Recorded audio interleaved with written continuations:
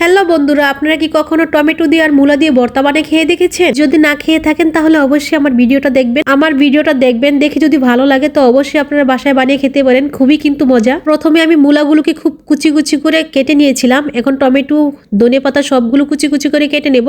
তারপর হচ্ছে মূলাগুলোকে ভালো করে চিপড়ে নেব। এখন দিয়ে দিব তেঁতুলের আচার। আর তেঁতুলগুলো দেখলেই কিন্তু জিভে জল চলে আসে। ভর্তার মজাটাই কিন্তু এই চটকানোর ভিতরে। স্বাদ অনুযায়ী লবণ দিয়ে দেব। তারপর হচ্ছে অনেকগুলো মরিচের গুঁড়ো দিয়ে দিব। মরিচের গুঁড়ো না হলে, ঝাল না হলে কিন্তু ভর্তা একদম ভালো লাগে না খেতে। আবারও কিন্তু খুব ভালো করে চটকে তারপরে হচ্ছে মূলার মধ্যে দিয়ে দেব। মাখানোটা একটু দেখেন, বাহ কি দারুণ মাখতেছে। মাখানো দেখেই কিন্তু খেতে ইচ্ছে করবে আপনাদের।